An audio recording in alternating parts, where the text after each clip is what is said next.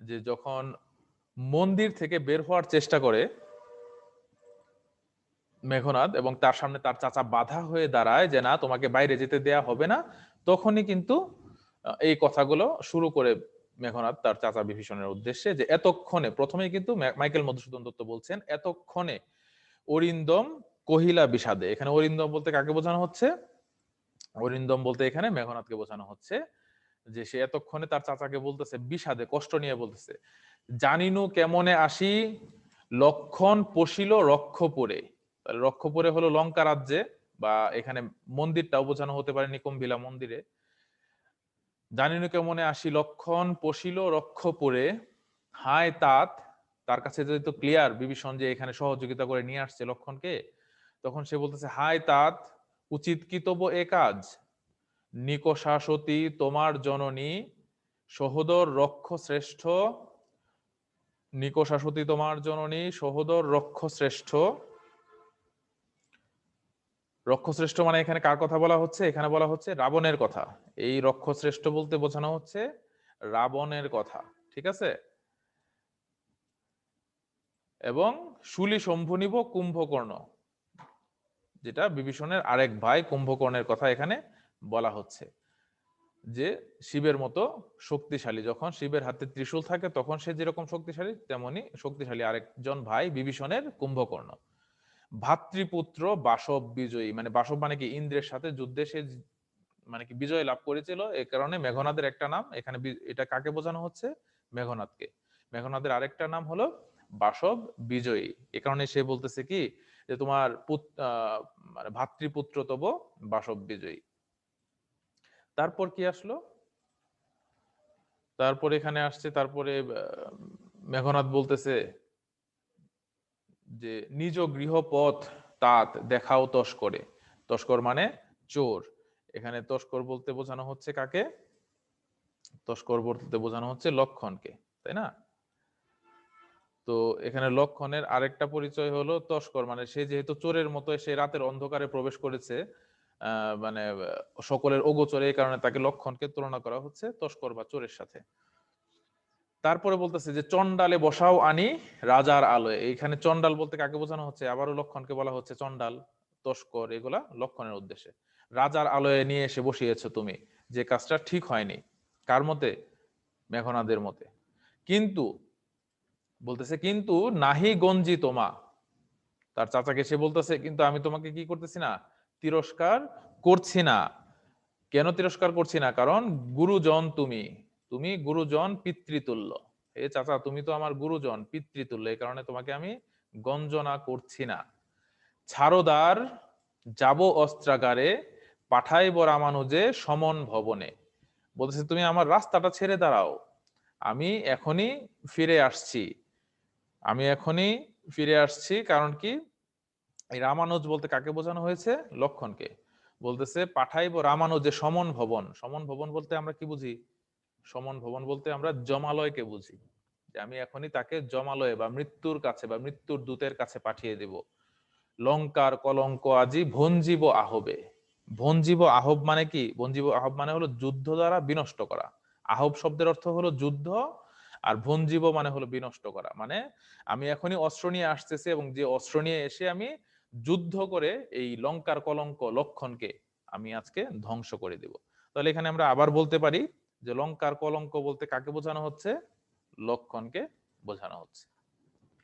তারপরে আমরা দেখি কি আছে। তারপরে বলতেছে উত্তরিলা বিভীষণ। এইবার বিভীষণ তার কথার, এই যে এতক্ষণ সে কথা শুনলো, তার চন্ডাল মানে হলো আরিফুল ইসলাম, চন্ডাল মানে হলো চারাল, হ্যাঁ, বা শ্মশানে মৃতদেহ পোড়ায় যারা, তাদেরকে মানে নিচু, মানে এখানে অপমান সূচক অর্থেই আসলে লক্ষণকে চারাল বা চন্ডাল বলা হয়েছে। তাকে রাজার আলয়, মানে রাজ আসনে তো তুমি এরকম মানুষকে বসাতে পারো না, এ কারণে বলা হচ্ছে এই কথাটা। তারপর উত্তরিলা বিভীষণ বৃথা এ সাধনা ধীমান। ধীমান মানে হলো জ্ঞানী। ধীমান মানে কি? জ্ঞানী। কাকে বলা হচ্ছে? মেঘনাদকে। কে বলতেছে? বিভীষণ বলতেছে যে বৃথা এ, তোমার যে এই সাধনা, বাইরে বের হয়ে অস্ত্র নিয়ে আসার যে সাধনা বা চেষ্টা, এটা বৃথা। রাঘব দাস আমি। রাঘব দাস কে? বিভীষণ। সে বলতেছে আমি রাঘব মানে কে? রাম। রাঘব মানে হলো রাম। সে বলতেছে আমি তো রামের দাস, কি প্রকারে তাহার বিপক্ষ কাজ করিব? কি প্রকারে তাহার বিপক্ষে, রামের বিপক্ষে আমি কিভাবে কাজ করি, রক্ষিতে অনুরোধ, তোমার অনুরোধ রক্ষা করার জন্য আমি কিভাবে তার বিরুদ্ধে কাজ করব।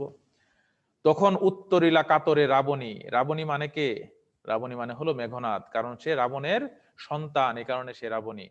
বলতেছে তখন মেঘনাদ যে হে পিতৃব্য, হে চাচা, পিতৃব্য মানে বিভীষণ, হে পিতৃব্য, তব বাক্যে ইচ্ছি মরিবারে, তোমার কথা শুনে আমার মরতে ইচ্ছা হয়েছে। কেন?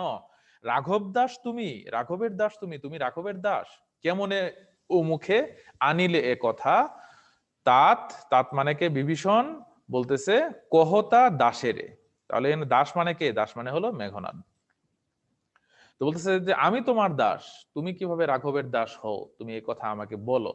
হ্যাঁ, এই যে ধীমান মানে কি, ধী সম্পন্ন বা জ্ঞানী, হ্যাঁ, রঘুবংশের শ্রেষ্ঠ সন্তান রাম, রামচন্দ্রের আজ্ঞাবহ, রাবণের পুত্র মেঘনাদ মানে হলো রাবণী। তারপরে কি বলতেছে যে এখানে কিছু গুরুত্বপূর্ণ বিষয় আছে, তাই না? যে স্থাপিলা বিধুরে বিধি স্থানুর ললাটে, এখানে বিধু মানে কি, চাঁদ, শশী মানেও চাঁদ। বলতেছে স্থাপিলা, চাঁদকে বিধি মানে সৃষ্টিকর্তা স্থাপন করেছেন কোথায়, স্থানুর ললাটে মানে আকাশের কপালে চাঁদকে স্থাপন করেছেন। পরি কি ভূতলে শশী মানে এই চাঁদ কি গড়াগড়ি চাঁদ ধোলায়, কখনো চাঁদ কি মাটিতে নেমে আসে, কখনো দেখছো? তাহলে এখানে শশী মানে চাঁদ, বিধু মানে চাঁদ, এই চাঁদ বলতে শশী বা বিধু বলতে বিভীষণকে বোঝানো হচ্ছে, ঠিক আছে? আর এই ধুলা, এই ধুলা বলতে বোঝানো হচ্ছে মূলত লক্ষণকে, কারণ সে যেহেতু মাটির তৈরি লক্ষণ, এ কারণে লক্ষণকে বলা হচ্ছে ধুলা। হে রক্ষরথী বলতেছে হে রাক্ষসদের রথী বা বীর মানে বিভীষণ, ভুলিলে কেমনে কে তুমি, জনম তব কোন মহাকুলে, তুমি কোন মহান বংশে জন্মগ্রহণ করেছো, এটা তুমি কিভাবে ভুলে গেলে। তো বিধাতা চাঁদকে যেমন আকাশে নিশ্চল করে স্থাপন করেছেন, সেভাবেই আসলে মানে বিধু মানে চাঁদ বা বিভীষণকে এই কথাগুলা বলা হচ্ছে। তারপরে আমরা যাই, তারপরে কি বলা হলো, তখন মেঘনাদ আবার বলতেছে কে বাসে অধম রাম, কে এই রামকে তো আমি চিনি না, কে বাসে অধম রাম, স্বচ্ছ সরোবরে করে কেলি রাজহংস মানে এই যে রাজহাঁস, সে তো স্বচ্ছ পানিতে, স্বচ্ছ সরোবর মানে কি, স্বচ্ছ পানির পুকুরে খেলা করে, পঙ্কজ কাননে যে পানিতে পদ্ম ফুল জন্মায়, পদ্মের বাগান, এরকম স্বচ্ছ পানিতে পদ্মের বাগান থাকে, সেখানেই তো রাজহাঁস খেলা করতে যায় সেই পানিতে।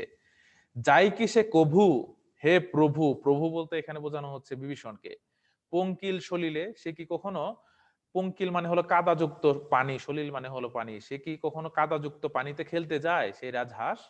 শৈবাল দলের ধাম মানে কি, পচা পুকুর, শৈবাল তো পচা পুকুরে থাকে, বদ্ধ পুকুরে, সেই কাদাযুক্ত বদ্ধ পুকুরে কি সেই রাজহাঁস কখনো খেলতে যায়? তাহলে আমরা এখানে কি বলতে পারি, রাজহাঁস মানে বিভীষণ।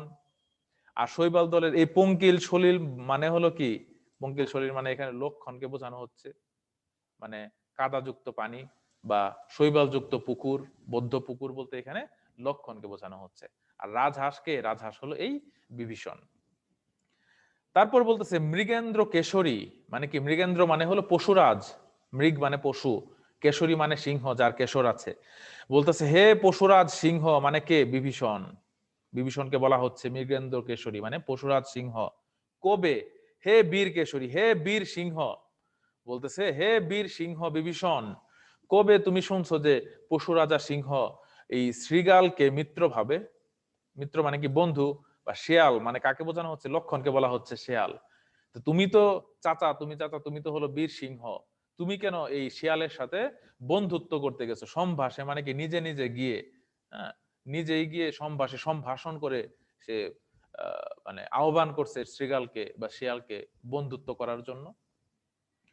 তারপর বলতেছে কি, তারপর বলছে যে অজ্ঞ দাস, মেঘনাদ বলতেছে আমি অজ্ঞ, আমি দাস, আমি দাস মানে এখানে মেঘনাদ বলতেছে আমি তো মূর্খ দাস, বিজ্ঞতম তুমি, এখানে বিজ্ঞতম মানে কে, বিজ্ঞতম মানে জ্ঞানী বলা হচ্ছে বিভীষণকে, যে তুমি তো বিজ্ঞ, অবিদিত নহে কিছু তোমার চরণে, তোমার পায়ের কাছে অজানা কিছুই নাই, মানে তুমি জানো না এরকম কিছুই নাই, তুমি খুবই জ্ঞানী, তুমি বিজ্ঞ, এই কারণে সেই কথাগুলা বলতেছে, যে বিজ্ঞতম তুমি, অবিদিত নহে কিছু তোমার চরণে, তোমার অজানা তো কিছুই নাই। তারপর সে বলছে যে ক্ষুদ্রমতি, মতি মানে আমি কি বলেছিলাম, মতি মানে হলো মানসিকতা, মানে ছোট মানসিকতার নরপ সুর লক্ষণ। এই লক্ষণ হলো ছোট মানসিকতার মানুষ। নহিলে অস্ত্রহীন যোধে, মানে কি যার কাছে, যে যোদ্ধার কাছে কোনো অস্ত্র নেই, মানে কার কাছে, মেঘনাদের কাছে তো কোনো অস্ত্র ছিল না মন্দিরের ভিতর, সে তো অস্ত্র নিয়ে প্রবেশ করে নাই।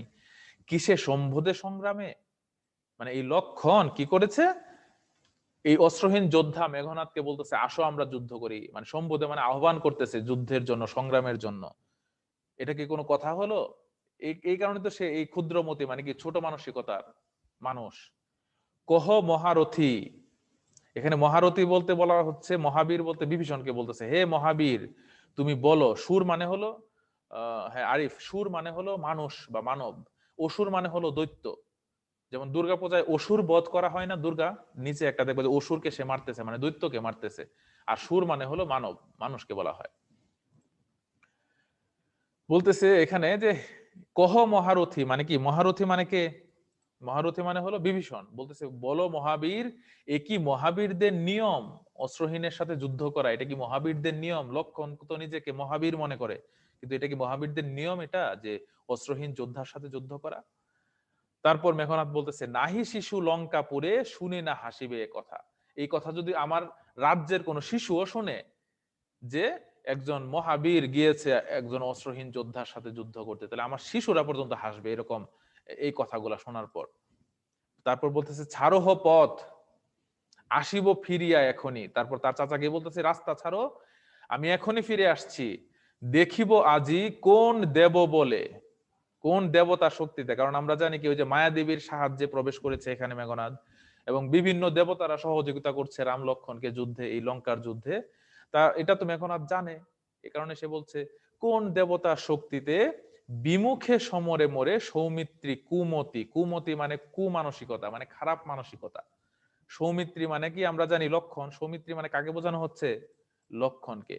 কারণ লক্ষণ কার সন্তান, লক্ষণ হলো সুমিত্রার সন্তান। যে সুমিত্রা দেবীর গর্ভে গ্রহণ করার কারণে তার নাম কি হয়েছে, সৌমিত্রী।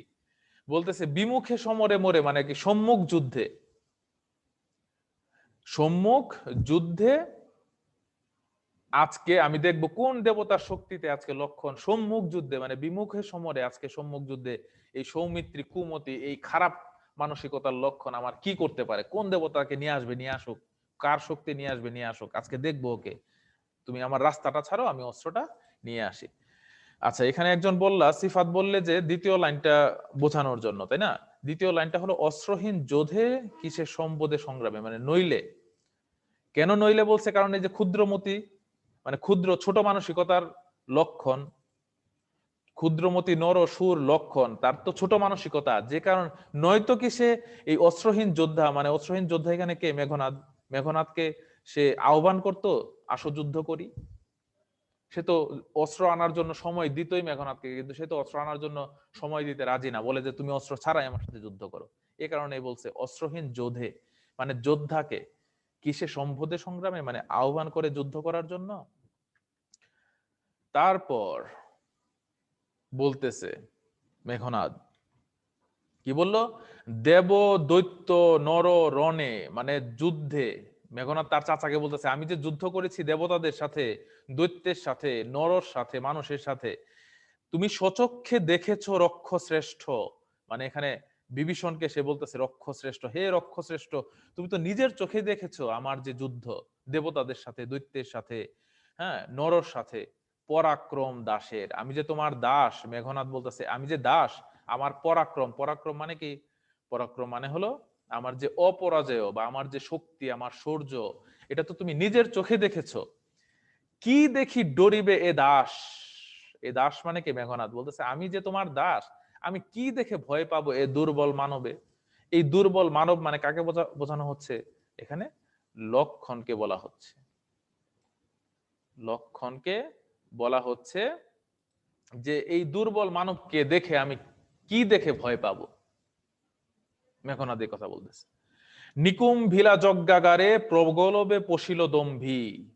নিকুম্ভিলা যজ্ঞাগার, কার যজ্ঞাগার আমরা এটা জানি, এই যে লঙ্কাপুরীতে মেঘনাদের যজ্ঞ স্থান। সে কার পূজা করে, জ্ঞানমূলক প্রশ্ন আসতে পারে তোমাদের অবজেক্টিভ হিসাবেও আসতে পারে, অগ্নি দেবতার পূজা করে। নিকুম্ভ মানে অগ্নি, এবং বৈশ্যানর মানেও অগ্নি, সে অগ্নি দেবতার পূজা করে। সেই মন্দিরে লক্ষণ প্রবেশ করেছে কিভাবে? প্রগলভে, বলতেছে সে যে প্রবেশ করলো আমার এখানে নির্ভীক চিত্তে, কোনো ভয় ছাড়া সে প্রবেশ করলো। এত বড় সাহস লক্ষণের, এই ছোট মনের মানুষের এত বড় সাহস যে নির্ভীক চিত্তে সে পশিল মানে প্রবেশ করলো। দম্ভী মানে কি? দাম্ভিক চিত্তে, অহংকার করে সে আমার এখানে প্রবেশ করছে, নির্ভীক চিত্তে প্রবেশ করেছে। আজ্ঞা করো দাসে, শাস্তি নরাধমে। তাহলে নরাধম মানে কে? লক্ষণ। আর এই আজ্ঞা করো দাসে মানে তুমি, আমি দাস, এই মেঘনাথকে তুমি আদেশ করো, হে চাচা তুমি আদেশ করো, এখনই ওকে আমি শাস্তি প্রদান করব। তারপরে বলছে তব জন্মপুরে তাত পদার্পণ করে বনবাসী, মানে তোমার জন্মভূমিতে, তোমার মাতৃভূমিতে কে প্রবেশ করেছে? এই তাত মানে কে? বিভীষণ। পদার্পণ করে বনবাসী মানে লক্ষণ এবং রাম তো বনবাসে ছিল, তাই তাকে বলা হচ্ছে কি? বনবাসী। এই লক্ষণ তোমার জন্মভূমিতে প্রবেশ করেছে, হে বিধাত, মানে তার চাচাকে বলতেছে মেঘনাদ, হে বিধাত মানে বিধাতার সাথে তুলনা করেছে, মানে কতটুকু সম্মান প্রদান করেছে সে। হে বিধাত, নন্দন কাননে ভ্রমে দুরাচার দৈত্য। এই দুরাচার দৈত্য মানে কাকে বোঝানো হচ্ছে? লক্ষণকে। নন্দন কানন মানে কি? নন্দন কানন বলতে আমরা জানি স্বর্গের উদ্যান। হ্যাঁ, যে নন্দন কানন, নন্দন মানে স্বর্গ, কানন মানে উদ্যান বা বাগান। একটা নন্দন, একটা স্বর্গের বাগানে যদি দুরাচার দৈত্যকে প্রবেশ করানো হয়, তাহলে সে কি করবে? ওই বাগানটাকে একদম ভেঙে চুরে নষ্ট করে ফেলবে। এই লক্ষণ হলো সেই দুরাচার দৈত্য। তারপর বলতেছে প্রফুল্ল কমলে কীটবাস। কীটবাস মানে কি? কীট হলো, এই লক্ষণকে বলা হচ্ছে একটা সুন্দরভাবে ফুটে ওঠা একটা পদ্ম ফুল, মানে হলো লঙ্কা রাজ্য বা নিকুম্বিলা যজ্ঞাঘাটটা, সেখানে একটা কীট প্রবেশ করেছে লক্ষণ। তার লক্ষণকে কিসের সাথে তুলনা করা হলো? কীটের সাথে। দুরাচার দৈত্যের সাথে তুলনা করা হলো, বনবাসী বলা হলো, তাই না? তারপর বলছে কহতাত, হে চাচা তুমি বলো, সহিব কেমনে হেন অপমান আমি। মেঘনাদ বলতেছে এই অপমান, আমার এখানে যে এই কীট প্রবেশ করেছে, দৈত্য প্রবেশ করেছে, এই অপমানটা আমি কিভাবে সহ্য করতে পারি? ভাতৃপুত্র তবু, আমি তো তোমার ভাইয়ের ছেলে, তুমিও হে রক্ষমণি সহিছ কেমনে, তুমি কিভাবে সহ্য করতেছো এটাও তো আমি বুঝতেছি না। রক্ষমণি বলতে কাকে বোঝানো হয়েছে এখানে? বিভীষণকে, তাই না? তারপর একজন, যেমন সিয়াম প্রশ্ন করতেছো মলিন বদন, আমরা আসতেছি তো। তাত মানে হলো চাচা, নাইম তামজিদ। তাত মানে হলো চাচা বা পিতৃব্য বা পিতা অর্থেও হয়, পিতার সমতুল্যকেই বোঝানো হয় চাচা বা তাত। এই যে আমরা মলিন বদনে চলে আসছি, অনেকেরই প্রশ্ন ছিল মলিন বদন মানে কি। তাহলে আমরা এখানে দেখি যে মহামন্ত্র বলে, তাই না? মহামন্ত্র বলে মানে কি? যে মন্ত্রপুত সাপ, এখানে কি বলা হচ্ছে নিচে দেখো, মন্ত্রপুত সাপ যেমন মাথা নত করে। ফণি মানে হলো কি? সাপ। আর নম্র শির কি? মানে ওই ফণিটা নামিয়ে ফেলছে। সাপের ফণি তোলা ছিল, ফণাটা সেটা কি করছে? আস্তে আস্তে নামিয়ে ফেলছে। কেন? কারণ তার সামনে একটা মহামন্ত্র বলা হয়েছে। ওই মহামন্ত্রের কারণে সাপ যেরকম মাথা নিচু করে, বিভীষণ এই কথাগুলো শোনার পর যে তুমিও কিভাবে সহ্য করছো হে চাচা, এই যে তোমার জন্য, এই তোমার জন্মভূমির জন্য অপমান কলঙ্ক কিভাবে সহ্য করছো, এই কথাগুলো শোনার পর বিভীষণের মলিন বদন লাজে মানে লজ্জায়, বদন মানে হলো মুখ, মলিন মানে কি? চুপসে যাওয়া। তাহলে লজ্জায় মুখ চুপসে গেছে কার? বিভীষণের। এই কথাগুলো শোনার পর ওই যে ফণি যখন, মানে সাপ যখন মাথা নিচু করে ফেলছে, মাথাটা নিচু করে ফেলছে, তখন কি তার লজ্জায় মুখটা একদম নরম হয়ে গেছে, সে আর আগের অবস্থানে নেই। বুঝতে পারছো আশা করি? মলিন বদন লাজে, মলিন মানে কি? চুপসে যাওয়া, বদন মানে মুখ, এবং লাজে মানে লজ্জায়, লজ্জায় বিভীষণের মুখ কি হয়ে গেছে? একদম চুপসে গেছে। কারণ তার ভাতিজা তাকে বলতেছে তুমি কিভাবে সহ্য করছো তোমার রাজ্যের অপমান। উত্তরিলা রথি রাবণ অনুজ, রাবণ অনুজ মানে কে? বিভীষণ। তখন উত্তর দিচ্ছে তার লক্ষ্মী, মানে উদ্দেশ্য করে, রাবণ আত্মজে, রাবণ আত্মজ মানে কে? মেঘনাদ। মেঘনাদকে উদ্দেশ্য করে সে তখন বলছে নহি দোষী আমি বৎস, আমার কোনো দোষ নেই, বৃথা বর্ষ মরে, তুমি শুধু শুধু আমাকে কি করছো? ভর্ৎসনা বা তিরস্কার করছো। দেখো নিচে দেয়া আছে, ভর্ৎসনা বা তিরস্কার করছো তুমি। নিজ কর্ম দোষে হায় মজা এলা এ কনক লঙ্কা রাজা। রাজা বলতে কাকে বোঝানো হচ্ছে? রাবণকে বোঝানো হচ্ছে। ঠিক আছে, রাজা বলতে কাকে বোঝানো হচ্ছে? রাবণকে বোঝানো হচ্ছে। যে রাজা নিজের দোষে, ওই যে সীতাকে অপহরণ করেছে রাবণ, এই কারণে রাবণের দোষে আজকে এই কনক লঙ্কা, স্বর্ণ লঙ্কা মজাইলা, মজাইলা মানে হলো বিপদগ্রস্ত হওয়া, বিপদগ্রস্ত করলো বা বিপদে ফেললো বা ধ্বংস করলো। কে ধ্বংস করলো? রাজা, রাবণ। এবং মজিলা আপনি, আপনি মানে এই রাবণ নিজেও ধ্বংস হইতেছে। বিরত সতত পাপে দেবকুল, এই দেবতারা এই যে রাবণের যে সীতার অপহরণ, এটাকে একটা পাপ হিসেবে সাব্যস্ত করেছে। এই কারণে দেবতারা কি বিরত রয়েছে তাকে সহযোগিতা করা থেকে, কারণ এটা একটা পাপ। এই কারণে দেবতারা সহযোগিতা করে নাই রাবণকে, সহযোগিতা করেছে কাকে? রামকে এবং লক্ষণকে। এবে পাপ পূর্ণ লঙ্কাপুরী, এ কারণেই লঙ্কা রাজ্যটা কি হয়ে গেছে? পাপ দ্বারা পরিপূর্ণ হয়ে গেছে। প্রলয়ে যেমতি বসুধা, বসুধা মানে কি? পৃথিবী। মানে যখন ঘূর্ণিঝড় ওঠে পৃথিবীতে, প্রলয় মানে কি? ঘূর্ণিঝড় যখন ওঠে তখন কি মনে হয় না পৃথিবীটা ধ্বংস হয়ে যাচ্ছে চারিদিকে? এদিকে গাছ ভাঙতেছে, এই করতেছে, ওই করতেছে, একটা ধ্বংস। ডুবিছে এ লঙ্কা কাল সলিলে, একই রকম ভাবে আমাদের লঙ্কা রাজ্যটাও কি হচ্ছে? এই কাল সলিলে মানে একটা স্রোত, একটা ঘূর্ণায়মান কালো স্রোতে, ওই স্রোতে এই লঙ্কাটাও পৃথিবীর মতো ধ্বংস হয়ে যাচ্ছে। রাঘবের পদাশ্রয়ে রক্ষার্থে তেই আমি, এই কারণেই আমি রাঘবের পদাশ্রয়ে আমি কি করেছি? আশ্রয় গ্রহণ করেছি তার কাছে, তার পায়ের কাছে। রাঘব মানে কে? রাম। রামের পায়ের কাছে আমি আশ্রয় গ্রহণ করেছি এই কারণেই, কারণ পর দোষে কে চাহে মজিতে, দোষ করেছে রাবণ, ধ্বংস হোক রাবণ, ধ্বংস হোক রাবণের রাজ্য, ধ্বংস হোক রাবণের সকল জাতি, আমি রাবণের দোষে মরতে চাই না। পরদোষে কে চাহে মজিতে, মানে এখানে কে পরের দোষে ধ্বংস হতে চায়। এই পর্যন্তই মনে হয় আমরা পড়েছিলাম, তাই না? এবার আমরা তার পরের অংশটা পড়বো কি হয় এখানে। তারপর এখানে বলতেছে রুশিলা বাসব ত্রাস, বাসব ত্রাস, ত্রাস মানে হলো ভয়, বাসব মানে ইন্দ্র, মানে দেবতাদের রাজা ইন্দ্রের জন্য ভয় কে? মেঘনাদ। এখানে মেঘনাদ বলা হচ্ছে, তাই না? রুশিলা মানে রুষ্ট হওয়া, রাগান্বিত হওয়া। এই যে পর দোষে কে চাহে মজিতে, শোনার পর তার আর মাথা ঠিক নাই মেঘনাদের, সে মারাত্মক ভাবে রাগান্বিত হলো। গম্ভীরে যেমতি নিশীথে অম্বরে মন্দ্রে জিমুতেন্দ্র কপি, খুব সহজ লাইন মনে হয়, তাই না? আর বাংলায় তো মনে হইতেছে যে এটা আমরা কি বাংলা আগে পড়ছি, মনে হইতে হয় না।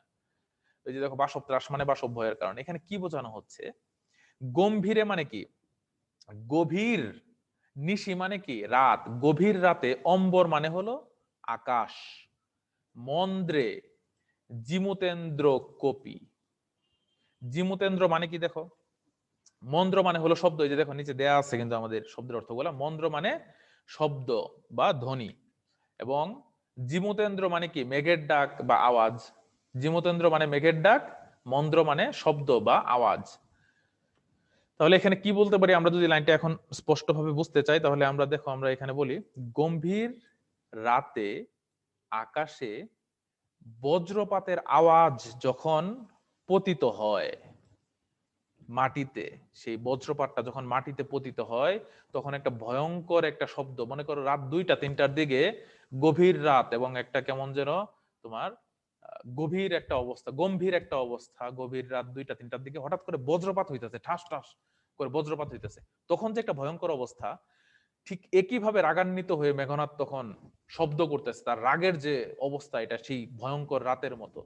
এ কারণেই তিনি বলেছেন, মাইকেল মধুসূদন দত্ত ওই রাগের অবস্থাটাকে তুলনা করার জন্য, তিনি কতটুকু ভয়ঙ্কর ছিল তার রাগটা মেঘনাদের, তাই বলতেছেন গম্ভীরে যেমতি নিশীথে, রাতের বেলায়, অম্বরে মানে আকাশে, মন্দ্রে জিমতেন্দ্র কপি, মানে জিমতেন্দ্র মানে কি? মেঘের আওয়াজ বা বজ্রপাত হয়, এই বজ্রপাতের বিকট আওয়াজ যেটা পৃথিবীতে পড়ে, এবং তখন যে একটা ভয়ঙ্কর পরিস্থিতি তৈরি হয়, সেই ভয়ঙ্কর শব্দটা বা পরিস্থিতিটাই এখানে প্রকাশ পাচ্ছে মেঘনাদের রাগের মধ্য দিয়ে বা ক্ষোভের মধ্য দিয়ে।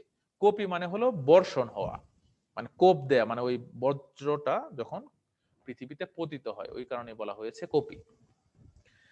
তারপর কি বলতেছে যে কহিলা বীরেন্দ্র বলি, বীরেন্দ্র মানে কি? বীরদের রাজা, বীর, বলি মানে বীর, মানে মেঘনাদ। কহিলা বীরেন্দ্র বলি, তার চাচাকে বলতেছে ধর্মপথগামী, হে রাক্ষস রাজানুজ, রাক্ষস রাজার অনুজ মানে বিভীষণ, বলতেছে তুমি ধর্মের দিকেই তো গেছো, কারণ দেবতারা যেদিকে মানে তোমার ভাইয়ের দিকে তো সহযোগিতা করে নাই, তাহলে তুমি দেবতাদের পক্ষে গেছো, মানে ধর্মের পক্ষে গেছো। হে রাক্ষস রাজানোজ, হে বিখ্যাত জগতে তুমি, তাহলে তো তুমি পৃথিবীতে বিখ্যাত হয়ে গেছো, কারণ তুমি ধর্ম পালন করার জন্য তুমি তোমার ভাইয়ের পক্ষ ত্যাগ করে তুমি রামের পক্ষে গেছো, দেবতাদের পক্ষে গেছো, তাহলে তো তুমি ধর্মের পথে আসো, বিখ্যাত জগতে তুমি, হে রাক্ষস রাজানোজ। তখন সে বলতেছে কোন ধর্ম মতে কহ দাসে শুনি। দাস মানে কি বলতেছে, মেঘনাদ বলতেছে যে আমি যে তোমার দাস, তুমি আমাকে বলো কোন ধর্মে এই কথা বলা আছে যে জ্ঞাতিত্ব মানে আত্মীয়, ভ্রাতৃত্ব মানে ভাই, জাতি, এ সকলে দিলা জলাঞ্জলি। হ্যাঁ, জলাঞ্জলি মানে কি সম্পূর্ণ পরিত্যাগ করা। বলছে বলতো কোন ধর্মে এই কথা বলা আছে যে আত্মীয়তা, ভাইয়ের প্রতি ভাইয়ের ভালোবাসা, বা জাতির প্রতি দেশের প্রতি ভালোবাসা এ ত্যাগ করা যায়। কিসের স্বার্থে ত্যাগ করা যায়? জাতিকে ত্যাগ করা যায়, ভাইকে ত্যাগ করা যায়, আত্মীয়কে ত্যাগ করা যায়। এটা কোন ধর্মে বলা আছে? তুমি তো ধর্মের পথে গেছো, হে বিখ্যাত হয়ে গেছো তুমি পৃথিবীতে ধর্মপথগামী। তারপর কি বলল? তখন মেঘনাদ বলতেছে শাস্ত্রে বলে, মানে আমি তো জানি, সে বলতেছে আমি তো জানি শাস্ত্রে এমন একটা কথা আছে যে গুণবান যদি পরজন, এখানে পরজন মানে কে? পরজন তো এখানে রাম লক্ষণ হলো পরজন, তাই না? বলছে এই রাম লক্ষণ যদি গুণবান হয়, মানে তারা খুব গুণের অধিকারী হয়, আর গুণহীন স্বজন মানে কে? স্বজন মানে হলো মেঘনাদ বা রাবণ বা আত্মীয় বা ভাই বা দেশ বা জাতি, তারা কি হয়? গুণহীন হয়। তোমার আপন ভাই যদি গুণহীন হয় আর তোমার পাশের এলাকা তো ভাই যদি খুব গুণবান হয়, তথাপি তারপরেও নির্গুণ স্বজন শ্রেয়। এই যে তোমার আপন ভাই রাবণ, মেঘনাদ, তোমার ভাতিজা বা তোমার জাতি, তারা কি? তারা শ্রেয় মানে কি শ্রেষ্ঠ। পর পর সদা, পর সারা জীবন কি থেকে যাবে? পরই থেকে যাবে। মানে এই যে রাম লক্ষণ সারা জীবন তোমার কি থাকবে? পর থেকে যাবে। আবারও বলি, গুণবান যদি পরজন, মানে যে পরজন আমার অনাত্মীয়, সে যদি গুণবান হয়, এবং গুণহীন স্বজন যে আমার আত্মীয় আপন, সে যদি গুণহীন হয়, কোনো গুণ নাও থাকে, তথাপি তারপরও নির্গুণ স্বজন শ্রেয়। সেই নির্গুণ স্বজনই আমার কাছে কি? শ্রেষ্ঠ। হ্যাঁ, পর পর সদা, পর সারা জীবন পর থেকে যাবে। তো এই লাইনটা তোমাদের অনুধাবনমূলক প্রশ্নের জন্য খুবই গুরুত্বপূর্ণ এবং জ্ঞানমূলকেও আসতে পারে। খুবই গুরুত্বপূর্ণ লাইন, এটা দাগিয়ে রাখবে বইতে। তারপর সে তার চাচাকে বলতেছে হে এই শিক্ষা, হে রক্ষবর, হে রাক্ষসদের বর, তুমি কোথায় শিখিলে? তুমি যে শিক্ষা গ্রহণ করছো, তুমি তো এই শিক্ষা গ্রহণ করো নাই, তুমি পর পর সদা বলো নাই, তুমি বলছো কি পর পর শ্রেষ্ঠ বা শ্রেয়। বিভীষণের মতে কি পর পর শ্রেয়, মানে বিভীষণের কাছে তো রাম শ্রেষ্ঠ, রাবণ তো তার কাছে কি পর। বলতেছে কোথায় শিখিলে? তুমি যে এই শিক্ষা, তুমি যে মানে অন্যের দিকে সহযোগিতা করতেছো, তোমার ভাইয়ের বিরুদ্ধে কাজ করতেছো, জাতির বিরুদ্ধে, এটা তুমি কোথায় শিখছো? কিন্তু বৃথা গঞ্জি তোমা, তখন বিভীষণ বলতেছে তোমাকে শুধু শুধু আমি গঞ্জি বা তিরস্কার করতেছি, বৃথা। হেন সহবাসে, সহবাসে মানে হলো চলাফেরা করা, মানে তুমি যার সাথে চলাফেরা করো, কার সাথে চলাফেরা করো? রাম লক্ষণের সাথে। হে পিতৃব্য মানে হে চাচা, হে পিতৃব্য, হেন সহবাসে তুমি যার সাথে চলাফেরা করো, বর্বরতা কেন না শিখিবে? তুমি যার সাথে চলাফেরা করো তার সাথে চলাফেরা করলে তুমি কি শিখবে? বর্বরতা শিখবে। কারণ আমরা জানি কি, যে শূর্পণখা গিয়েছিল রাম লক্ষণের কাছে বিয়ের প্রস্তাব নিয়ে, তারপরেও সে তার নাক কান কেটে দিছিল, তো তার তো বর্বর। বর্বর না হলে তো তারা এই কাজ করতে পারতো না, তাই না? তারপর একদম শেষ লাইন, খুবই গুরুত্বপূর্ণ লাইন অনুধাবনমূলক প্রশ্নের জন্য, গতি যার নিচ সহ নিচ সে দুর্মতি। গতি যার নিচ সহ, গতি মানে হলো চলাফেরা বা চলন, বা আমি যার সাথে চলি, তা আমার চলাফেরা যদি নিচু মানুষের সাথে হয়, হীন মানুষের সাথে, ইতর মানুষের সাথে হয়, নিচ সে দুর্মতি, মানে আমার যে মানসিকতা, মনি মানে কি, মতি মানে মানসিকতা, আমার মানসিকতাটা কি হবে? দুর্মতি হবে, মানে কি খারাপ হবে বা ইতর বিশিষ্ট হবে, এই নিচু হবে। তাহলে আমরা দেখি এখানে প্রথমে বলা আছে যে গুণহীন হলেও নির্গুণ স্বজন শ্রেয়, তাহলে আমরা শেষ বাক্যটা কি? নিচ মানে হলো হীন, নিকৃষ্ট, হীন নিকৃষ্ট বা ইতর, হীন নিকৃষ্ট বা ইতর। তাহলে দুর্মতি মানে হলো অসৎ বুদ্ধি বা মানে মন্দ বুদ্ধি। তাহলে আমি যদি অসৎ বুদ্ধির মানুষের সাথে চলাফেরা করি, আমি যদি অসৎ বুদ্ধির মানুষের সাথে চলাফেরা করি, তাহলে আমার বুদ্ধিগুলা কি হবে? অসৎই হবে। আমি যদি এমন মানুষের সাথে চলাফেরা করি যে মানুষগুলো শুধু মানুষের ক্ষতি করে বেড়ায়, তাহলে আমিও কি করব? 2 দিন পরে ওই মানুষের ক্ষতিটাই দেখবো, ভালোটা দেখবো না। সুতরাং আমাকে চলাফেরা করতে হবে। এই শিক্ষাটাই আমরা এই কবিতা থেকে পাই। আমরা কখনোই বর্বর মানুষের সাথে চলবো না, অসৎ মানুষের সাথে চলবো না, যারা আমাদেরকে ক্ষতি করার চেষ্টা করে। পর পর সদা মানে হলো পর, সারা জীবন পরই থেকে যায়। পর পর সদা, সদা মানে কি? সব সময়। পর পর সদা মানে পর সদা, মানে পর সারা জীবন পরই থেকে যাবে, সে কখনো আপন হবে না। মানে বিভীষণকে বলতেছে, তুমি যে রাম লক্ষণের সাথে চলো, রাম লক্ষণ কখনোই তোমার আপন হবে না। তোমার বিপদে আপদে কে সবার আগে এগিয়ে আসবে? তোমার ভাই, তোমার আত্মীয়, তোমার জাতি। এই কথাটা এখানে বলা হয়েছে। তাহলে আশা করি আমরা এই পর্যন্ত আমরা কবিতাটা শেষ করলাম। তোমাদের কোনো প্রশ্ন আশা করি নেই। আগামী পরীক্ষাটা তোমরা ভালো দিবে। সেখানে বিভীষণের প্রতি মেঘনাদ কবিতা থেকে 10টা অবজেক্টিভ আসবে, এবং বাংলার নব্য লেখক দিগের প্রতি নিবেদন গদ্যটা থেকে 10টা অবজেক্টিভ আসবে। সেই 10টা 20টা অবজেক্টিভ তোমরা দিবে। এবং আমরা তারপরে দেখি আমাদের কি আছে, যে মেঘনাদকে আমরা দেখব। এটা হলো মেঘনাদের একটা চিত্র, এবং মেঘনাদের পরিণতিটা কি হয়েছিল সেটাও দেখব। আমরা এখানে দেখতে পাচ্ছি যে লক্ষণ, এটা লক্ষণের তীরের আঘাতে এখানে মেঘনাদ মৃত্যুবরণ করে। হ্যাঁ, এবং আমরা দেখবো এখানে একটা মানব কেন্দ্রিকতার বিষয় আছে। পরীক্ষার টাইম 20 মিনিট, এটা পরীক্ষার টাইমটা ওইখানে বলে দেওয়া হবে, ঠিক আছে? 20 মিনিটই হোক আর 25 মিনিটই হোক। মাহাবুর হাসান, বলো। আসসালামু আলাইকুম ওয়ালাইকুম আসসালাম। স্যার। বাসব ত্রাসটা স্যার কি বললেন যেন স্যার? বাসব ত্রাস, ত্রাস মানে হলো ভয়। বাসবের জন্য যে ভয়ের কারণ। বাসব কাকে ভয় পায়? মেঘনাদকে, তাই না? বাসব জি মানে কে? স্যার। ইন্দ্র। আচ্ছা, স্যার আরিফুল ইসলাম। তাহলে হ্যাঁ, বলো। স্যার রসিলা বাসব ত্রাসটা স্যার তাহলে কিরকম হলো রুশিলা স্যার? মানে কি? রসিলা তো স্যার রাগান্বিত হওয়া। রাগান্বিত। বাসব ত্রাস মানে মেঘনাদ প্রচন্ড রাগান্বিত হলো। সে যখন শুনলো পরদোষে কে চাহে মজিতে তার চাচা বলতেছে, তখন সে প্রচন্ড রাগান্বিত হলো। ইষ্ট দেবতা মানে আরিফুল হক, আরিফুল ইসলাম, ইষ্ট দেবতা মানে হলো যার পূজা করা হয়, যার পূজার উদ্দেশ্যে পূজা করা হয়, সেই হলো ইষ্ট দেবতা। জুহায়ের, বলো। জি স্যার, আসসালামু আলাইকুম। ওয়ালাইকুম আসসালাম। স্যার কুইজের রুটিনটা যদি পাইতাম, কোথায় পাওয়া যাবে? রুটিনটা আমাদের পেজে দেওয়া আছে, দেখো, নটরডেম অনলাইন এডুকেশনেও দেওয়া আছে। হ্যাঁ, ওইখানে রুটিনটা রিসেন্টলি আপলোড করা হয়েছে। স্যার সব বুঝতে পারছি। আচ্ছা, ঠিক আছে। তারপর স্যার, বাংলার নোবেল লেখকের বইয়ের শেষ এমসিকিউটার অ্যান্সার কি আছে, এটা আমি দেখছি। আর কে যেন প্রশ্ন করতে চাইলা মাহবুরের সাথে? আর কারো কোনো প্রশ্ন আশা করি নেই, আমাদের সময় প্রায় 2 মিনিট আছে। আর এখানে স্যার, বিভীষণ কেন বেইমানি করেছিল? আচ্ছা, এটার আমি একটু ব্যাখ্যায় আমরা যাব এখন। আচ্ছা, এই ব্যাখ্যাটা আমি পরে, এটা দিয়ে নেই, এটা আমরা পরে দেখবো। এখানে আমরা একটা ছবি দেখি, দেখো এই ছবিটাতে কি আছে। এখানে দেখো, এই যে ছবিটা হলো একটা বিখ্যাত ছবি, এটা হলো রবার্ট ক্লাইভ, এবং এইখানে হলো মির্জাফর, যেটা আমাদের পলাশীর যুদ্ধে হয়েছিল, তার একটা কাল্পনিক চিত্র এটা। সেখানে ঘরের শত্রু বিভীষণ একটা প্রবাদ বাক্য আছে, তাই না? তাহলে মির্জাফর কি সিরাজউদ্দৌলার ঘরের মানুষ ছিল, কিন্তু সে বিশ্বাসঘাতকতা করেছিল রবার্ট ক্লাইভের সাথে হাত মিলিয়ে।